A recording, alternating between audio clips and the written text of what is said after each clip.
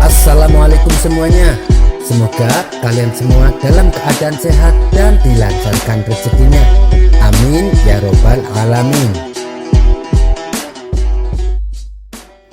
Alkisah di Istana Baginda Raja sedang membutuhkan panglima prajurit yang baru. Sebab panglima yang lama sudah tua dan ingin pensiun. Maka dibuatlah sayembara ke seluruh kota Baghdad. Bagi siapa saja yang berminat, silahkan mendaftarkan diri ke istana. Abu Nawas yang mendengar kabar itu tergelitik hatinya untuk mengikuti sayembara tersebut. Kemudian pada keesokan harinya, Abu Nawas dan ratusan orang mendatangi istana Baginda Raja. Mereka pun lalu dipersilahkan duduk di sebuah ruangan untuk menjalani tes kelayakan menjadi panglima prajurit. Namun dari ratusan peserta yang mendaftar, tidak ada satupun yang lolos tes seleksi. Kini tinggallah Abu Nawas beserta 2 orang peserta. Kemudian ketiganya dipanggil menghadap Baginda Raja. Baginda Raja lalu berkata kepada ketiganya, "Untuk menjadi panglima prajurit, tentunya kalian harus jeli dan cermat. Apalagi ketika mengenali tersangka yang berbuat jahat, agar tugas-tugas kalian dalam memberantas kejahatan tidak sampai salah tangkap." Kemudian Baginda Raja memanggil peserta pertama. "Kau lihat gambar orang ini?" tanya Baginda Raja sambil menunjukkan gambar seorang tersangka. "Iya, saya lihat Paduka," jawab peserta pertama. "Nah, pertanyaannya adalah bagaimana cara kamu mengenali tersangka ini?" Dengan penuh percaya diri, peserta pertama menjawab, "Itu mudah Paduka yang mulia, dia hanya memiliki 1 tangan." Mendengar itu, Baginda Raja menghela nafas dan berkata, "Dasar bodoh, itu karena gambarnya dari samping, makanya hanya kelihatan 1 tangan. Kau gagal, kau tidak layak jadi panglima prajurit." Lalu dipanggillah peserta kedua. Baginda Raja mengajukan pertanyaan yang sama sambil menunjukkan gambar seorang tersangka. Begitu melihat gambar tersebut, peserta kedua merasa yakin bahwa jawabannya pasti tidak akan salah. "Gampang Paduka yang mulia, dia mudah dikenali karena hanya punya 1 kaki." Mendengar itu, Baginda Raja mulai emosi. "Kalian berdua benar-benar tolol. Tentu saja di gambar ini terlihat hanya punya 1 tangan dan 1 kaki karena gambar ini dari samping." Merasa kecewa, akhirnya Baginda Raja memanggil peserta ketiga yang tidak lain adalah Abu Nawas. "Haduh, kamu lagi Abu Nawas. Apa kau yakin bisa lolos tes ini?" tanya Baginda Raja. "Insya Allah Paduka yang mulia. Coba perlihatkan gambarnya padaku," pinta Abu Nawas. Baginda Raja pun lalu menunjukkan gambarnya. "Baiklah Abu Nawas, bagaimana cara kamu mengenali tersangka ini?" tanya Baginda Raja. Setelah Abu Nawas melihatnya, ia pun berkata, "Itu mudah sekali Paduka yang mulia. Orang itu tidak bisa berlari. Kalaupun dia lari, juga tak bisa kencang. Jadi mudah bagi kita untuk menangkapnya." Mendengar itu, Baginda Raja terdiam.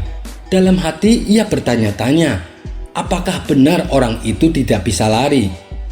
Akhirnya untuk memastikannya, Baginda Raja bertanya kepada salah satu penasehat istana dengan berbisik, "Apa benar yang dikatakan Abu Nawas?" Penasehat istana menjawab, "Benar Paduka yang mulia, sewaktu kecil dia sempat kena penyakit lumpuh, dan sekarang meskipun sudah sembuh, larinya tidak akan bisa cepat. Bahkan bisa dikatakan dia tidak bisa berlari." Seketika Baginda Raja terkejut sekaligus takjub. Ia tak menyangka Abu Nawas bisa dengan mudahnya menebak ciri-ciri tersangka. "Wahai Abu Nawas, kau memang sangat jeli dan cermat mengenali sosok tersangka. Bagaimana kau bisa tahu? Apakah kau mengenalnya? Atau barangkali kau pernah bertemu dengannya?" Dengan santai Abu Nawas menjawab, "Tidak Paduka yang mulia, saya tidak mengenalnya dan tidak pernah bertemu dengannya." Baginda Raja kembali bertanya, "Lalu bagaimana kau bisa tahu?" Abu Nawas menjawab, Bukankah Paduka juga lihat sendiri, dia hanya punya satu kaki dan satu tangan. Bagaimana mungkin dia bisa berlari? Sontak Baginda Raja kembali emosi. Dasar sialan, kau sama saja bodohnya dengan kedua peserta tadi.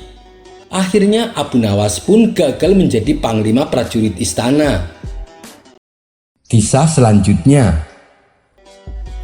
Untuk kesekian kalinya, Baginda Raja ingin kembali menguji kecerdasan Abu Nawas.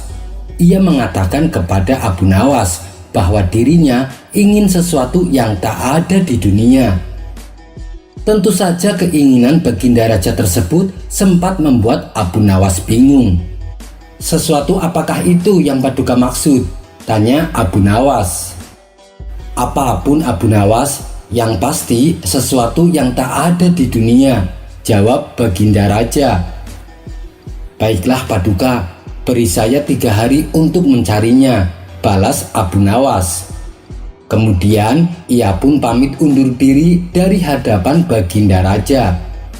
Dalam kurun waktu 3 hari, Abu Nawas belum juga mendapatkan jawaban atas permasalahan yang dihadapi. Hingga waktu yang ditentukan tiba, Abu Nawas belum juga mendapatkan solusi. Ia pun pasrah bila seandainya harus mendapat hukuman dari Baginda Raja. Ketika ia hendak bersiap-siap pergi ke istana, matanya tertuju pada sebuah peti kecil yang sudah berumur dan sangat lapuk. Dari mana kau dapatkan peti itu? Tanya Abu Nawas kepada sang istri. Aku menemukannya di gudang. Sayang kalau tidak dimanfaatkan, balas sang istri. Karena penasaran, Abu Nawas mendekati peti tersebut dan kemudian membukanya. Ternyata isinya kosong. Dari sinilah muncul sebuah ide cemerlang pada diri Abu Nawas. Dengan penuh percaya diri, Abu Nawas segera berangkat ke istana dengan membawa peti yang baru saja ditemukan. Setelah sampai di istana, ia pun langsung menghadap Baginda Raja. Bagaimana Abu Nawas? Apakah kau sudah mendapatkan yang kuinginkan? Tanya Baginda Raja. Sudah Paduka, saya menyimpannya di dalam peti ini, jawab Abu Nawas sambil menunjukkan peti yang dibawanya. Apa isinya Abu Nawas? Tanya Baginda Raja penasaran.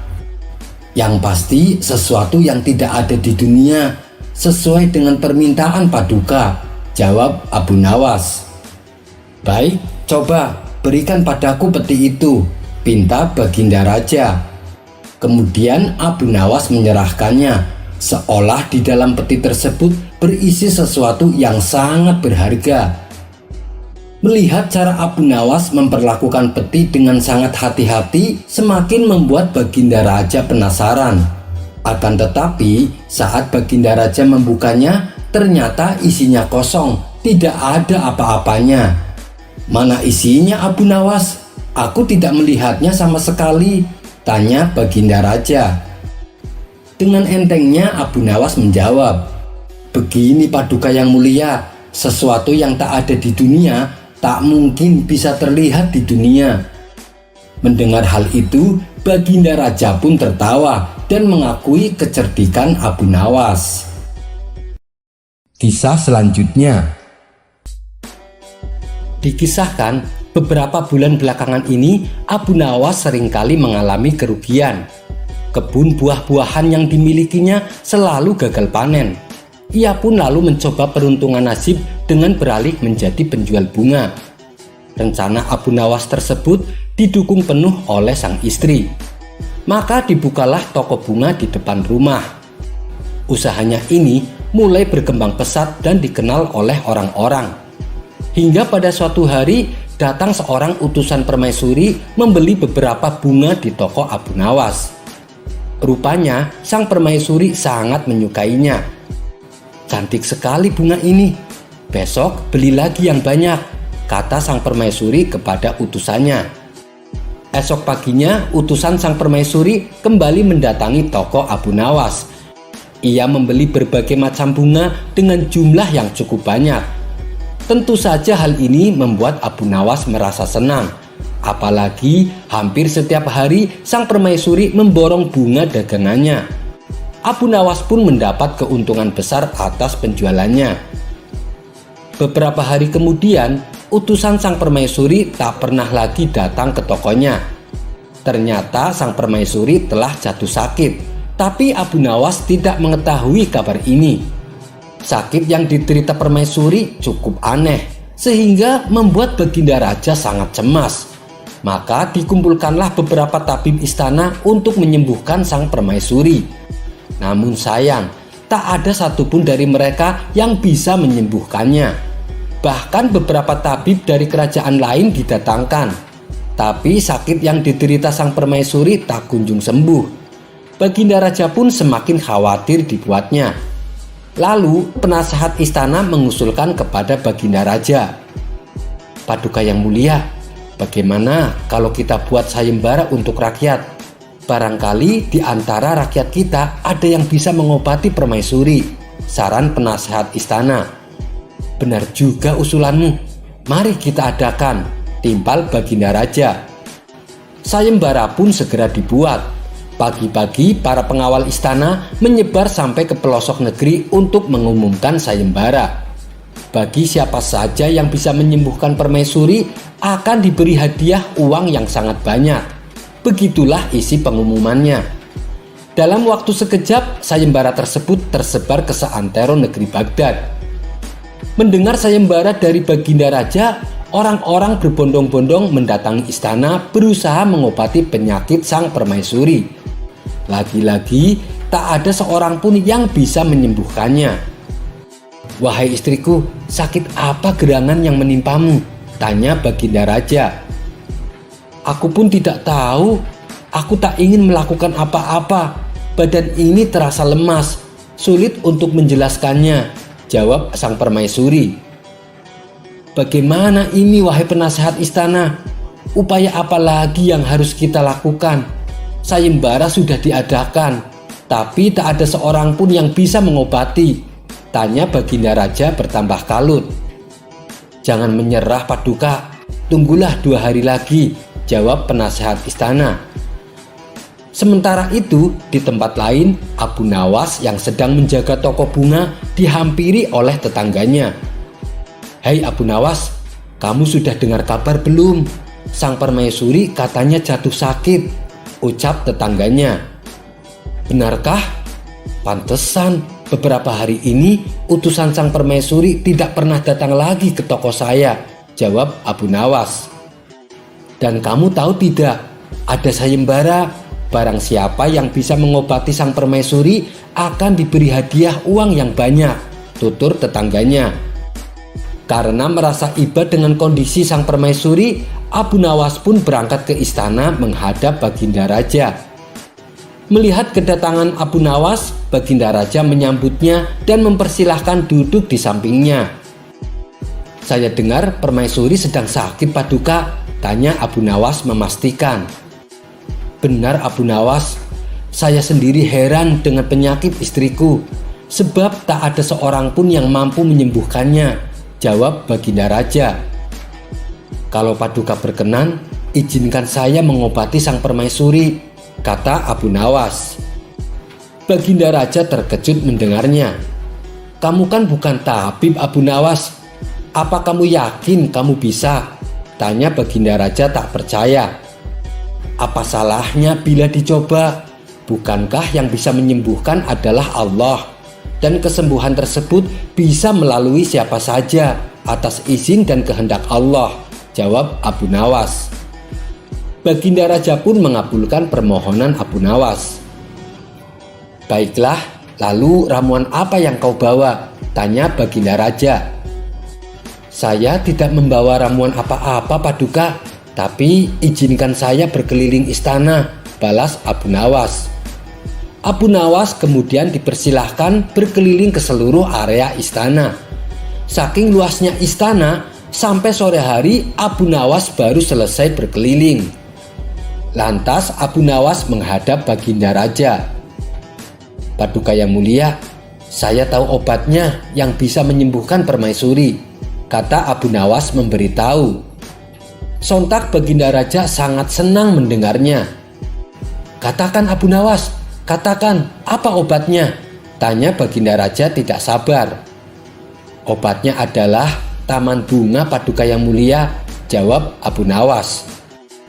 "Taman bunga? Maksudnya bagaimana Abu Nawas?" tanya Baginda Raja bingung. "Bukankah dulu di depan kamar permaisuri tadinya ada taman bunga? Kenapa sekarang jadi gedung pertemuan? Kembalikan taman bunga seperti dulu, agar setiap pagi permaisuri bangun dan bisa melihat bunga-bunga. Pasti sudah lama permaisuri tidak berjalan-jalan di taman bunga. Karena itulah permaisuri merasakan lemas dan tidak bersemangat," jelas Abu Nawas. Sejenak Baginda Raja terdiam.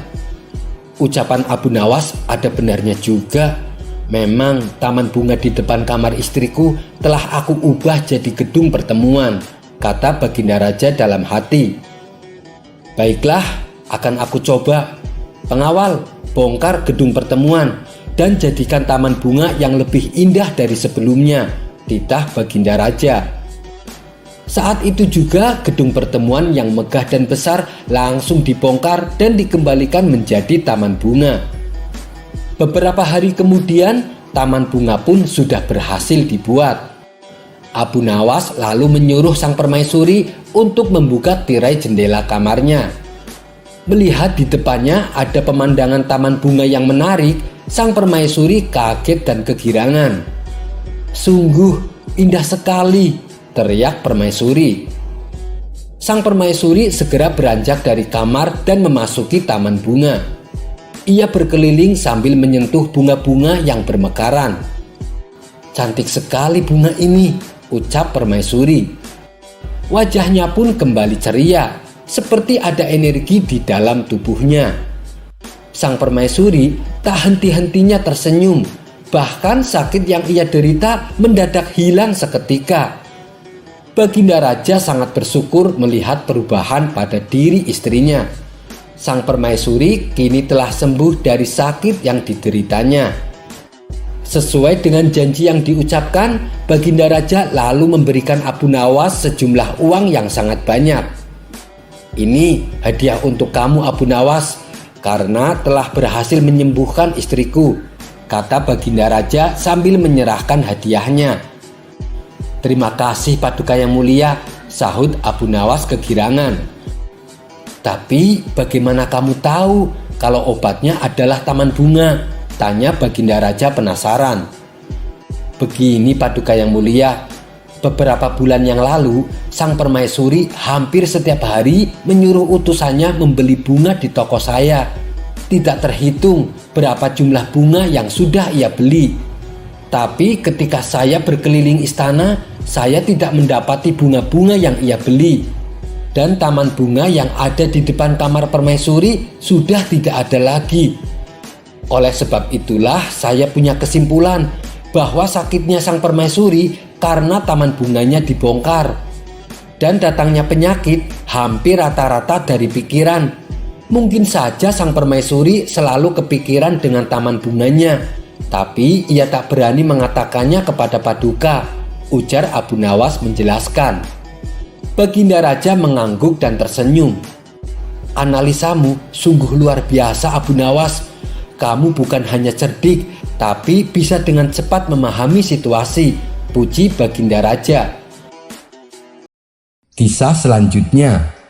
Dikisahkan ada seorang penggembala yang mempunyai masalah dengan pendengarannya alias tuli. Meskipun ia tuli sejak lahir, ia tak pernah mengeluh dengan kekurangannya itu. Kegiatan sehari-harinya adalah membawa domba-domba gembalaannya di sebuah padang rumput berbukit yang tak jauh dari rumahnya. Pada suatu hari, saat ia sedang menggembalakan domba-dombanya, si gembala merasakan sakit perut. Ia sudah tak kuat menahannya untuk buang air besar. Tiba-tiba ia melihat ada seseorang yang tak jauh darinya sedang memotong rumput.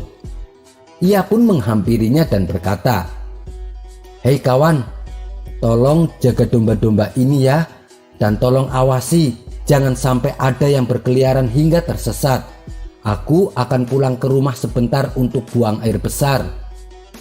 Pemotong rumput tersebut ternyata juga tuli. Ia tak mendengar apapun yang penggembala itu katakan. Si pemotong rumput mengira kalau si penggembala mau meminta rumputnya. Ia pun menjawab, "Enak saja, mengapa kau tidak memotong rumputnya sendiri? Aku di rumah juga banyak hewan ternak yang harus kuberi makan. Sudah, sana pergi, jangan ganggu aku," kata si pemotong rumput sembari menggerakkan tangannya. Karena sama-sama tak bisa mendengar, si penggembala mengira gerakan tangan yang dilakukan oleh si pemotong rumput merupakan isyarat bahwa dirinya bersedia dan menyuruh si penggembala agar cepat pulang. "Terima kasih kawan, engkau benar-benar telah menolongku," kata si penggembala. Ia pun lantas segera berlari pulang ke rumah. Setelah si gembala menuntaskan hajatnya buang air besar, ia kembali menemui si pemotong rumput. Si penggembala menghitung domba-dombanya dengan cermat, dan ternyata jumlahnya masih lengkap. Dalam hati ia bergumam, "Sungguh luar biasa pribadi pemotong rumput itu. Ia benar-benar bisa dipercaya. Ia menjaga domba-dombaku tanpa mengharap ucapan terima kasih sama sekali. Sungguh pribadi yang luar biasa. Oh iya, salah satu dombaku kan ada yang pincang. Lebih baik aku berikan padanya sebagai rasa terima kasihku. Ini akan menjadi makanan yang lezat untuk keluarganya." Si penggembala lalu memanggul domba tersebut dan menghampiri si pemotong rumput. "Hei kawan, terimalah hadiah dariku karena engkau telah menjaga domba-dombaku," kata si penggembala sambil menunjukkan domba pincangnya. Melihat hal itu, si pemotong rumput malah menjadi marah. "Dasar kurang ajar, aku tak melihat apapun yang terjadi selama kamu pergi. Kenapa kamu malah meminta tanggung jawab atas pincangnya kaki dombamu? Dari tadi aku sibuk memotong rumput dan sama sekali tak tahu terkait kejadian yang menimpa pada kaki dombamu. Pergilah, kalau kau mendekat aku akan memukulmu," ancam si pemotong rumput dengan nada emosi. Si penggembala pun heran, kenapa si pemotong rumput malah marah kepadanya. Tiba-tiba lewatlah seseorang dengan menaiki kuda. Tapi ternyata dia adalah seorang pencuri kuda yang telinganya juga tuli. Dan kuda yang dikendarainya adalah hasil curian. Si penggembala lalu berteriak memanggil si penunggang kuda. "Tuan, tolong katakan padaku apa yang diucapkan si pemotong rumput ini. Aku ini tuli tuan, jadi aku tidak mengerti kenapa ia menolak pemberianku. Malah ia marah kepadaku," ucap si penggembala dengan nada emosi. Si pemotong rumput tak mau kalah. Ia juga bicara dengan nada teriak kepada si penunggang kuda. "Begini tuan, dari tadi aku sedang memotong rumput dan tidak tahu apa-apa. Tapi tiba-tiba dia meminta tanggung jawab atas pincangnya kaki domba miliknya. Jelas saja saya marah dituduh seperti itu," ucap si pemotong rumput dengan nada marah. Si penunggang kuda kemudian turun dari kudanya dan menghampiri keduanya. Karena ia juga tuli, ia mengira si pemotong rumput dan si penggembala kambing sedang memarahinya karena telah mencuri kudanya. "Iya benar, aku memang barusan mencuri kuda, tapi aku sungguh tidak tahu kalau kuda ini adalah milik kalian. Maafkan aku kawan," kata si penunggang kuda. "Sudah aku katakan, aku tidak tahu apa-apa terhadap pincangnya domba orang ini," teriak si pemotong rumput. "Hei kawan, suruh ia katakan padaku mengapa ia menolak pemberianku," teriak si penggembala. "Iya, aku mengaku mencuri kuda, tapi aku tuli. Jadi aku tidak tahu siapa di antara kalian yang pemilik kuda ini," teriak si penunggang kuda. Di tengah-tengah keributan yang terjadi, melintaslah Abu Nawas di hadapan mereka. Kala itu, Abu Nawas sedang mengalami sakit gigi.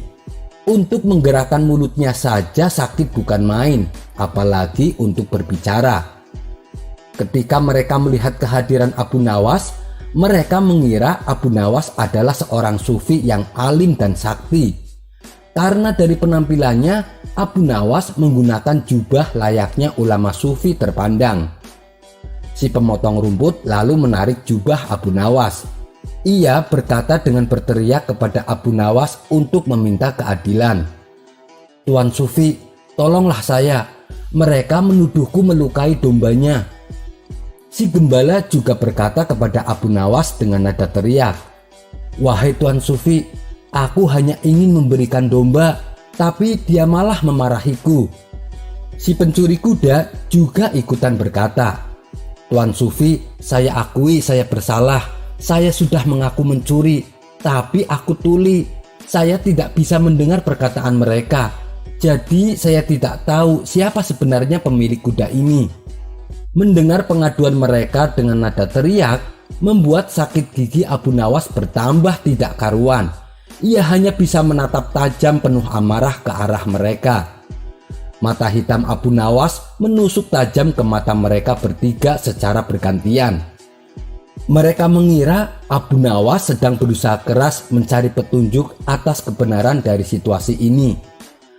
Mereka bertiga pun mulai takut dengan sorot mata tajam Abu Nawas. Mereka takut kalau Abu Nawas akan menyihir mereka, atau setidaknya Abu Nawas akan mengendalikan kemauan mereka. Melihat sikap Abu Nawas yang menakutkan itu, si pencuri langsung melompat ke punggung kudanya dan segera memacu lari kudanya kencang-kencang. Begitu pula dengan si penggembala.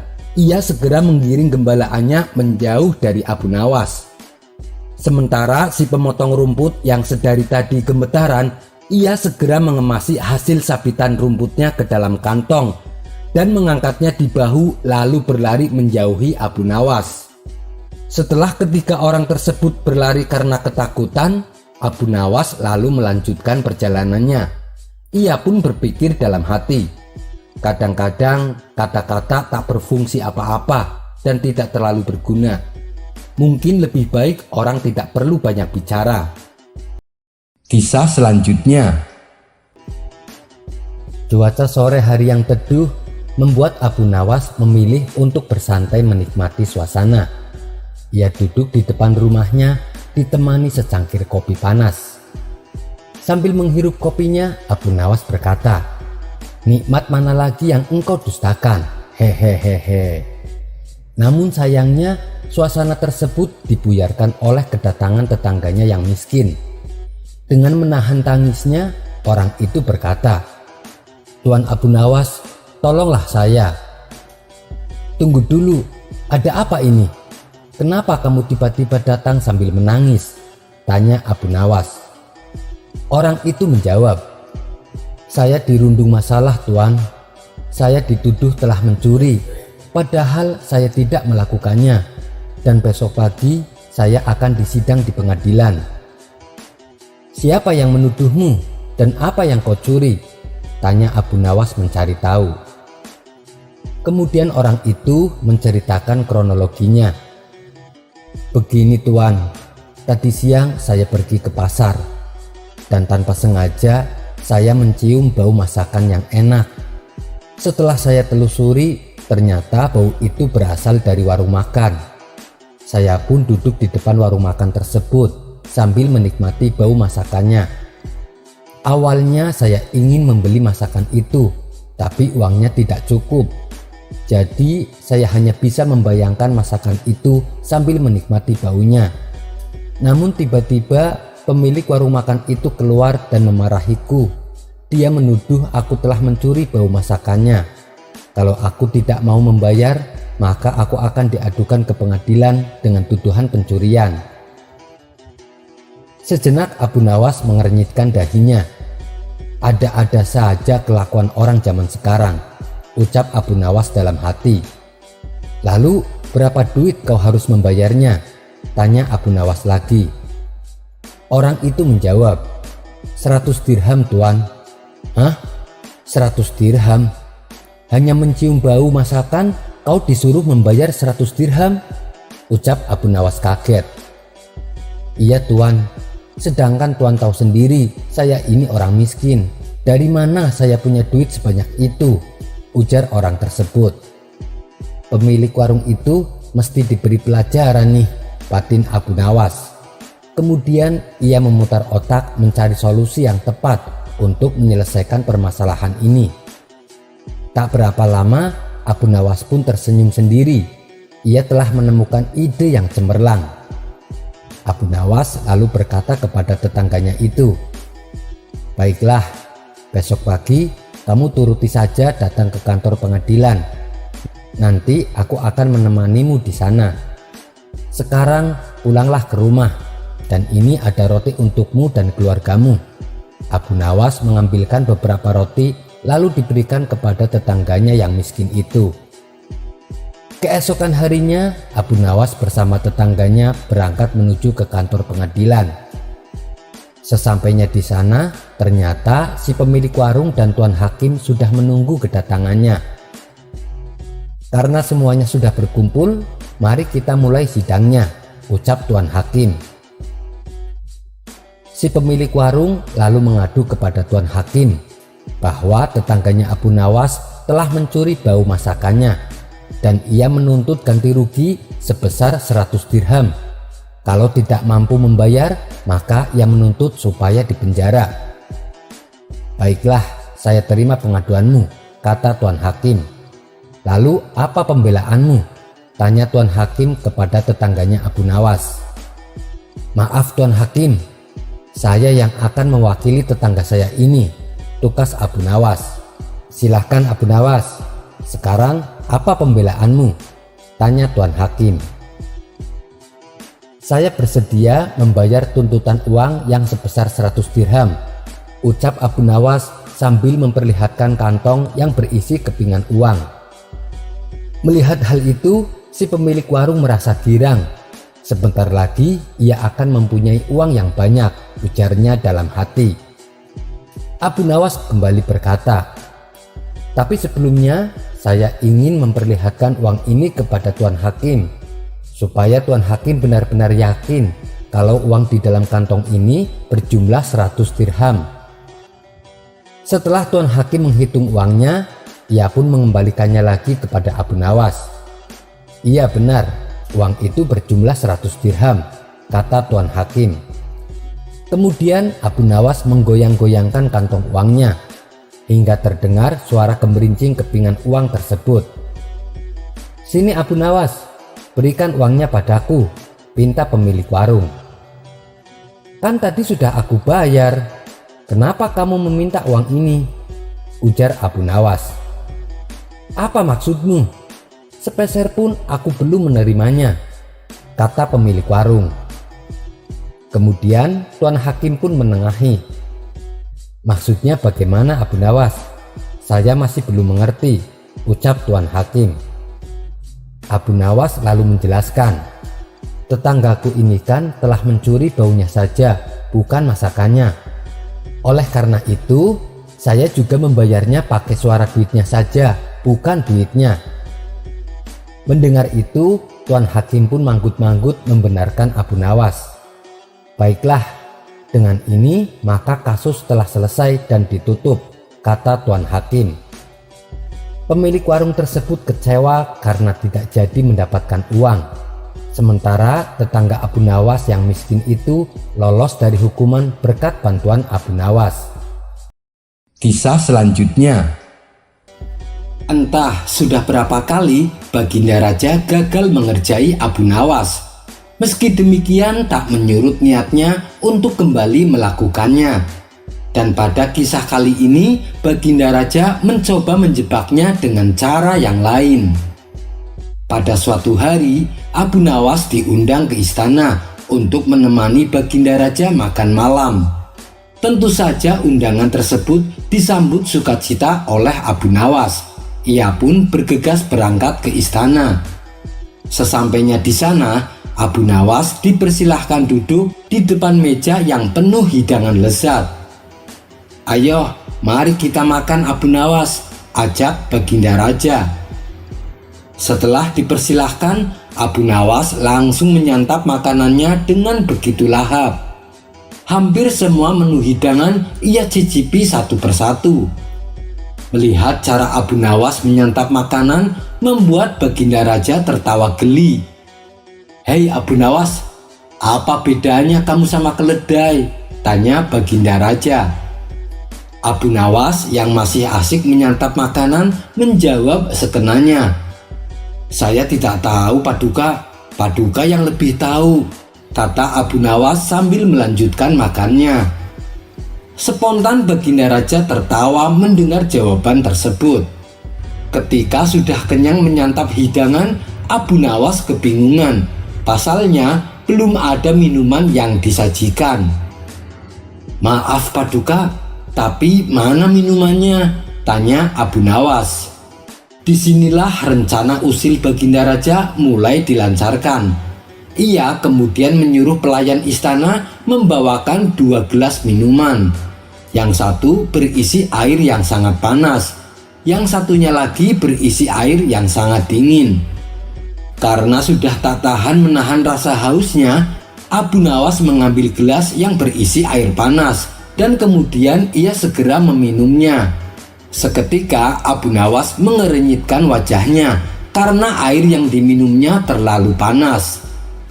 Lantas ia mengambil gelas kedua. Ternyata itu juga membuatnya sakit karena airnya terlalu dingin. Akibatnya Abu Nawas sesekali bernafas lewat mulut untuk meredakan rasa sakit yang dialaminya.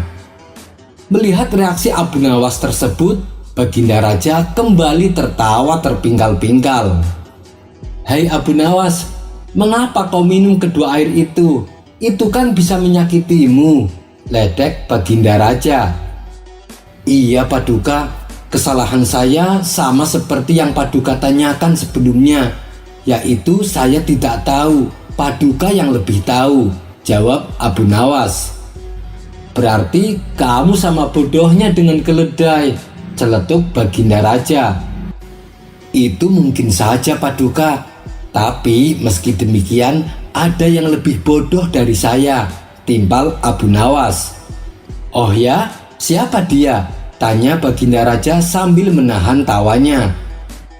"Orang yang lebih bodoh dari saya, yaitu yang tidak bisa membedakan mana keledai dan mana manusia, tidak bisa membedakan mana minuman yang membuat sakit dan mana yang tidak, sehingga dia memberikan minuman yang justru membuat sakit tamunya," jawab Abu Nawas.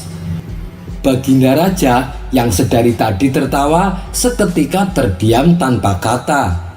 Beberapa hari kemudian Baginda Raja mencoba kembali mengerjai Abu Nawas. Ia pun perintahkan beberapa pengawal untuk memanggil Abu Nawas ke istana. Karena khawatir peristiwa tempo hari terulang, Abu Nawas segera mengantisipasinya dengan membawa piring kosong dan dimasukkan di balik jubahnya. Singkat cerita, datanglah Abu Nawas menghadap Baginda Raja. Ia lalu diajak ke ruang makan dan dipersilahkan duduk di depan meja. Di atas meja tersebut terdapat macam hidangan yang sedianya akan untuk mengerjai Abu Nawas. Semua menu hidangan yang disajikan sengaja dibuat dengan rasa yang sangat pedas. "Ayo dimakan hidangannya Abu Nawas," kata Baginda Raja. Abu Nawas yang mengetahui hal itu langsung menggunakan akal cerdiknya. Ia mengambil piring kosong dari balik jubahnya dan meletakkannya di atas meja. Kemudian ia berpura-pura seolah makan dari piring kosong yang dibawanya. "Apa yang kau makan Abu Nawas? Aku tidak melihat ada makanan di atas piring," tanya Baginda Raja. "Wahai Paduka, piring ini sebenarnya penuh dengan makanan lezat, tetapi hanya dapat dilihat oleh orang-orang yang cerdas," jawab Abu Nawas. Awalnya Baginda Raja tidak percaya dengan omong kosong Abu Nawas, tapi lama-kelamaan timbul juga rasa penasaran. Karena cara memakan Abu Nawas begitu sangat meyakinkan, seolah-olah dia benar-benar sedang menyantap hidangan lezat. "Kalau Paduka mau, silahkan dicicipi Paduka," kata Abu Nawas menawarkan. Akhirnya dengan malu-malu, Baginda Raja mengambilnya dari piring kosong dengan menggunakan sendoknya. Saat ia memakan sendok ke mulutnya, Baginda Raja tidak merasakan apapun. "Sialan, aku ditipu sama Abu Nawas," pikir Baginda Raja. Kemudian Abu Nawas mendekat dan berbisik kepada Baginda Raja. "Paduka yang mulia, tempo hari Paduka lebih bodoh dari saya, tapi sekarang sudah agak mendingan karena Paduka bodohnya sama seperti saya, karena sama-sama menyantap hidangan kosong," celetuk Abu Nawas. Spontan Baginda Raja tertawa mendengarnya. "Kurang ajar kamu Abu Nawas," ujar Baginda Raja sambil terus tertawa. Kisah selanjutnya. Kalau sudah berurusan dengan Abu Nawas, pasti akan menjadi kapok. Apalagi bila orang tersebut merupakan orang jahat dan licik. Begitulah yang dialami seorang penjual parfum ketika berhadapan dengan Abu Nawas. Kisah ini berawal ketika Abu Nawas tengah jalan-jalan berkeliling kampung. Tanpa sengaja ia mendapati orang asing sedang duduk sambil menangis dengan menundukkan kepalanya. Karena kasihan, Abu Nawas pun menghampirinya, memberi salam dan bertanya kepadanya, "Siapa kamu dan kenapa kamu menangis?" Orang asing tersebut menjawab, "Namaku Hasan, Tuan. Aku adalah pendatang dari Afrika. Ketika aku baru tiba di kota ini, aku memutuskan numpang menginap beberapa hari di sebuah toko parfum. Lalu pada suatu hari saat aku akan pergi sebentar untuk menyelesaikan urusanku, aku menitipkan kantong yang berisi uang dan permata kepada pemilik toko parfum. Namun ketika aku kembali dan meminta barang titipanku, ia malah mencercaku dan mengatakan bahwa aku telah gila." Mendengar penuturan Hasan, Abu Nawas pun bertambah iba. "Jangan khawatir, aku akan menolongmu. Aku akan mengembalikan uang dan permatamu dengan mudah," ucap Abu Nawas. "Benarkah Tuan? Terima kasih Tuan karena telah bersedia menolongku," balas Hasan. Kemudian Abu Nawas bertanya, siapa pemilik toko parfum yang dimaksud. "Namanya Abu Jahil Tuan," jawab Hasan. "Lagi-lagi dia selalu saja bikin masalah," batin Abu Nawas. "Baiklah, aku punya sebuah rencana, tapi aku minta kerjasamamu. Besok aku akan mendatangi toko parfum milik Abu Jahil. Dan saat aku sudah di sana, kamu segera datang untuk minta dikembalikan seluruh uang dan permatamu. Tapi ingat, kamu harus berpura-pura tidak mengenalku dan jangan mengajak bicara denganku," tutur Abu Nawas. Hasan pun setuju dan siap untuk melaksanakan perintahnya. Maka Abu Nawas pun segera menyusun siasat. Ia memecahkan kaca menjadi kecil-kecil dan memasukkannya ke dalam tas yang terbuat dari kulit. Tas tersebut lalu dijahit dengan rapat supaya tidak mudah dibuka. Esok harinya, sesuai rencana, Abu Nawas mendatangi toko parfum milik Abu Jahil dengan membawa tas kulitnya. "Wahai Abu Jahil, aku mau minta tolong sama kamu," pinta Abu Nawas. "Boleh, tapi mau minta tolong apa?" tanya Abu Jahil. "Begini, besokan saya berencana pergi ke negeri seberang. Aku mau menitipkan tas yang berisi permata kepadamu. Sebab kalau aku simpan di rumah, takutnya ada pencuri masuk. Sedangkan rumahku sedang tidak ada orang. Apa kau bersedia? Nanti kalau aku pulang dengan selamat, aku akan mengambilnya kembali. Tapi kalau dalam waktu seminggu aku tidak pulang, silahkan kau jual semua permata milikku. Dan hasil penjualannya gunakan untuk membangun masjid," kata Abu Nawas menjelaskan. Mendengar hal itu, Abu Jahil pun tertarik dan timbul niat jahat di hatinya. Bukankah negeri yang akan didatangi Abu Nawas sedang terjadi peperangan? Dia tak akan mungkin bisa selamat dan semua permatanya akan menjadi milikku, pikir Abu Jahil. "Oh, tentu saja Abu Nawas, aku kan sahabatmu. Kau boleh minta tolong apa saja. "Apa kau bawa permata-permata itu?" tanya Abu Jahil. "Iya, aku bawa di dalam tas ini," jawab Abu Nawas. Dan di saat Abu Nawas hendak menyerahkan tasnya, datanglah Hasan ke toko Abu Jahil. "Tuan Abu Jahil, kembalikan titipan saya," pinta Hasan. Abu Jahil sempat terkejut melihat kedatangan Hasan yang tiba-tiba itu. "Kurang ajar, dia datang saat Abu Nawas akan menitipkan permata," gerutu Abu Jahil dalam hati. Apabila Abu Jahil tidak mengembalikannya, ia takut Abu Nawas tidak akan percaya kepadanya dan tidak jadi menitipkan permata-permatanya. "Lebih baik aku kembalikan uang dan permata milik Hasan supaya Abu Nawas percaya padaku. Lagian permata milik Hasan tidak sebanyak milik Abu Nawas." Abu Jahil pun mengambil titipan milik Hasan dan mengembalikannya. Setelah mendapatkan kantongnya kembali, Hasan segera berlalu meninggalkan toko Abu Jahil. "Siapa dia? Sepertinya aku baru melihatnya," tanya Abu Nawas berpura-pura. "Oh, dia itu Hasan, orang asing dari Afrika. Dia baru beberapa hari menginap di rumahku. Ia juga menitipkan uang dan permatanya kepadaku," jawab Abu Jahil. "Ternyata kamu amanah, Abu Jahil. Aku jadi tambah percaya padamu untuk menitipkan semua permataku," puji Abu Nawas.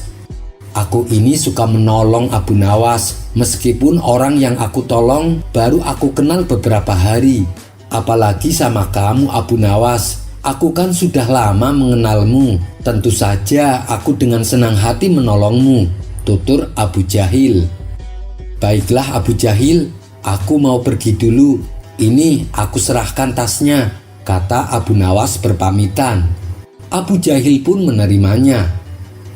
"Hati-hati di sana Abu Nawas, doaku selalu menyertaimu," balas Abu Jahil. Selepas kepergian Abu Nawas, Abu Jahil langsung membuka tasnya dengan merobek bagian atasnya. Betapa kecewanya Abu Jahil setelah mendapati isi tasnya hanya berupa serpihan kaca. "Sialan, Abu Nawas telah menipuku," gerutu Abu Jahil. Sementara Hasan yang sudah mendapatkan barangnya kembali menemui Abu Nawas untuk mengucapkan terima kasih, sekalian berpamitan pulang ke negerinya. Tak lupa Hasan juga memberikan hadiah sebagai tanda rasa terima kasihnya. Kisah selanjutnya. Masih ingatkan video episode yang ke-31 di mana Abu Nawas menghancurkan istana raja dengan dalih membunuh lalat-lalat nakal? Ternyata imbas dari kejadian tersebut, Baginda Raja menaruh dendam kepada Abu Nawas.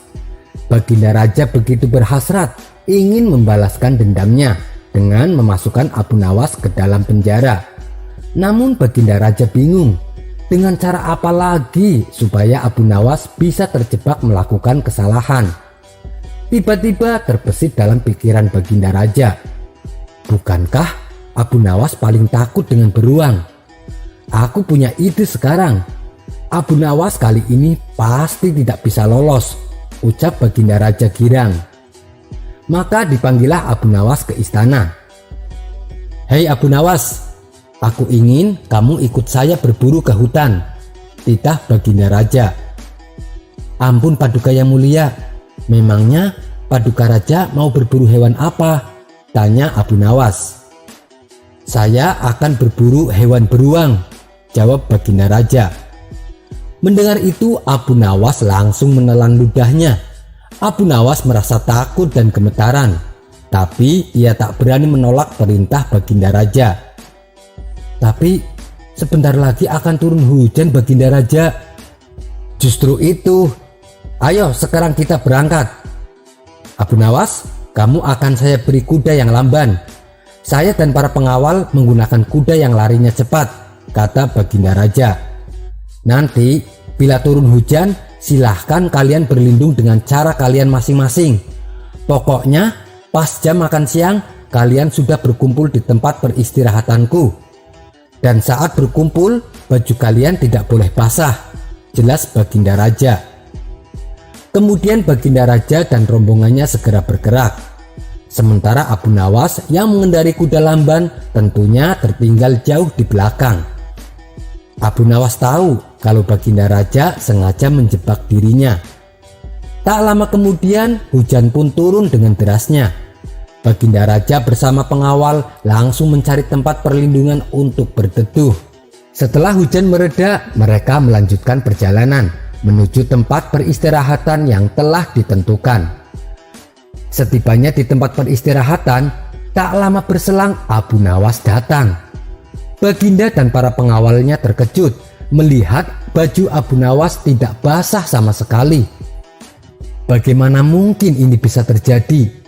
Kalau Abu Nawas menerobos hujan deras, pasti bajunya basah. Kalaupun ia berteduh, pastinya datang tidak tepat waktu. Karena kuda yang dikendarai sangatlah lamban, pikir Baginda Raja dalam hati. Hari kedua, Abu Nawas kembali diajak berburu. Kali ini, Abu Nawas diberi kuda yang cepat, sedangkan Baginda Raja dan para pengawalnya mengendarai kuda yang lamban. Setelah mereka berpencar, hujan pun turun dengan derasnya. Baginda Raja yang mengendarai kuda lamban basah kuyup diguyur hujan karena kudanya tidak dapat berlari kencang.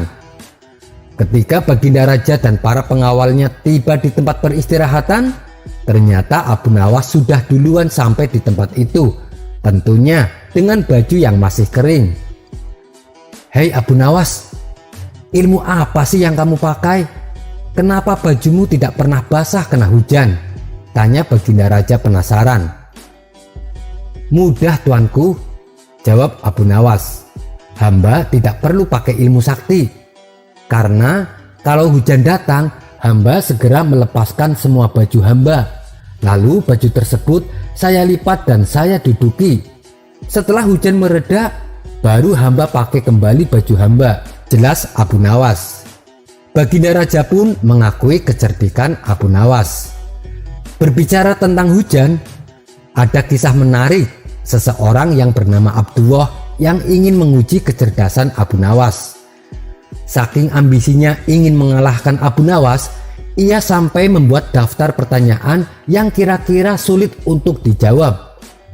Tepat pada saat petang hari, hujan rintik-rintik mengguyur kota Baghdad. Abdullah tidak sengaja melihat Abu Nawas dari kejauhan. Abu Nawas terlihat berlari menghindari hujan.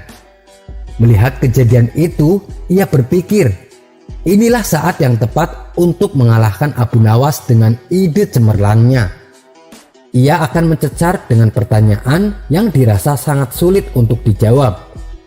Abdullah lalu menghampiri Abu Nawas yang sedang berteduh di salah satu rumah warga. Sementara Abdullah sengaja membiarkan dirinya terkena air hujan. "Hei Abu Nawas, banyak orang bilang bahwa kamu seorang yang alim. Kamu selalu berdoa meminta anugerah dan rahmat kepada Allah. Tapi ketika hujan turun, mengapa kamu malah lari dan menghindarinya? Bukankah hujan adalah rahmat Allah?" tanya Abdullah. Dengan entengnya Abu Nawas menjawab, "Kamu sendiri sudah tahu hujan adalah rahmat. Kenapa kamu injak-injak?" Alih-alih mencecar dengan pertanyaan berikutnya, Abdullah pun ikut berteduh di salah satu rumah warga bersama Abu Nawas. "Kamu memang cerdik Abu Nawas," gumam Abdullah dalam hati. Kisah selanjutnya. Dikisahkan ada seorang ulama alim yang bernama Abdullah bin Mubarak. Suatu ketika ia berangkat ke kota Mekah untuk menunaikan ibadah haji. Saat menjalankan ibadahnya, Abdullah bin Mubarak memutuskan untuk istirahat sebentar. Ia pun duduk di hijir Ismail. Tiba-tiba datang rasa kantuk yang tak mampu ia tahan. Akhirnya ia tertidur untuk beberapa saat. Di dalam tidurnya inilah Abdullah bin Mubarak bermimpi didatangi oleh Rasulullah. Kemudian Rasulullah menyampaikan amanat kepadanya. "Apabila engkau kembali ke Baghdad, pergilah ke tempat ini dan carilah seseorang yang bernama Bahram al-Majusi. Sampaikan salam kepadanya dan katakan bahwa Allah ridho kepadanya. Seketika Abdullah bin Mubarak menjadi kaget dan terbangun dari tidurnya. "Ah, ini mimpi dari setan. Mana mungkin Bahram dapat kiriman salam dari Nabi," pikir Abdullah bin Mubarak.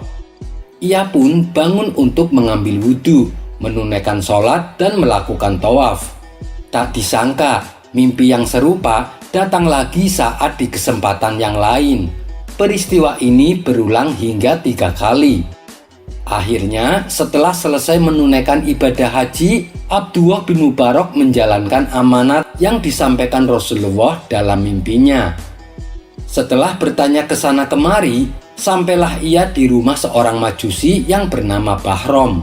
Orangnya sudah tua renta dan telah menyembah api selama 70 tahun. Hal ini membuat Abdullah bin Mubarak bertanya-tanya dalam hati. Amalan istimewa apa yang dia lakukan sampai Rasulullah menyuruhku untuk datang menemuinya, pikir Abdullah bin Mubarak. "Apakah Anda yang bernama Bahram?" tanya Abdullah bin Mubarak. "Iya, itu saya," jawab orang tua tersebut.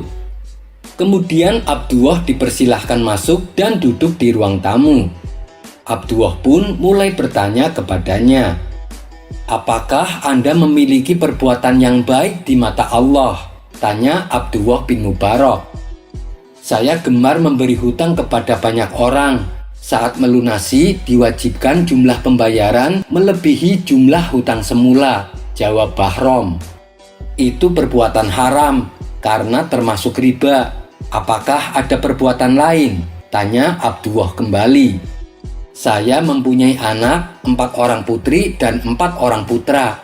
Karena tak ingin harta saya pindah ke tangan orang lain, maka saya jodohkan mereka sesama saudara sekandung," jawab Bahram. "Itu juga haram. Apa ada perbuatan yang lain?" tanya Abdullah. "Saat menikahkan putra-putri saya, tata cara pesta memakai aturan majusi," kata Bahram menjelaskan. "Itu sama saja haram. Apakah ada perbuatan yang lain?" tanya Abdullah. "Anak saya yang paling bungsu adalah gadis yang paling cantik di kota ini. Saya merasa tak ada satupun pemuda yang pantas berpasangan dengan dirinya. Karena itu, saya memutuskan menikahi anak saya sendiri. Dan pestanya saya adakan secara mewah, yang dihadiri lebih dari 1.000 tamu undangan," jawab Bahram. "Itu juga haram. Ada yang lain?" tanya Abdullah. Meskipun terus-menerus didesak pertanyaan yang sama, Bahram tetap meladeninya dengan sabar. Kali ini ia bercerita tentang pengalamannya bertemu seorang wanita muslim. "Pernah pada suatu malam saat saya hendak menyetubuhi anak saya yang saya nikahi, ada wanita muslim masuk ke dalam rumahku dan menyalakan lampu. Namun ketika saya keluar kamar, wanita itu langsung memadamkan lampunya dan pergi meninggalkan rumahku. Kejadian tersebut berlangsung sampai 3 kali berturut-turut, sehingga membuat saya curiga kalau dia adalah seorang pencuri. Akhirnya, diam-diam saya membuntuti wanita itu sampai ke rumahnya. Ternyata wanita tersebut menghuni gubuk kecil bersama 3 orang anaknya yang sedang menangis. Mereka tengah kelaparan dan merengek menanyakan makanan kepada ibunya. Wanita itu merasa dihimpit situasi serba sulit. Antara anaknya yang kelaparan dan rasa malu mengemis kepada saya karena aku adalah orang kafir majusi. Wanita itu lalu berkata kepada anak-anaknya, "Wahai anakku, saya malu untuk meminta kepada selain Allah. Sedangkan yang aku minta adalah seorang majusi," kata si wanita sambil menangis. Melihat hal itu, saya pun merasa iba. Saya segera pulang ke rumah untuk mengambil sebuah wadah yang terisi penuh makanan. Lalu saya membawanya sendiri ke rumahnya dan saya berikan kepada keluarganya. Entah kenapa, hati saya merasakan kebahagiaan saat melihat mereka bisa makan dengan kenyang, tutur Bahram menceritakan. "Inilah yang dimaksud dengan kebaikan. Aku akan menyampaikan kabar gembira untukmu," sahut Abdullah bin Mubarak. Saat itu juga Abdullah bin Mubarak menjelaskan kepada Bahram perihal mimpinya bertemu dengan Rasulullah. Saya bermimpi sampai 3 kali. Rasulullah menyampaikan salam khusus untukmu. Beliau juga mengatakan padaku bahwa Allah sudah ridho denganmu, kata Abdullah bin Mubarak. Mendengar hal itu, orang tua Majusi tersebut tak kuasa menahan rasa bahagianya. Ia pun langsung mengucapkan 2 kalimat syahadat di hadapan Abdullah bin Mubarak.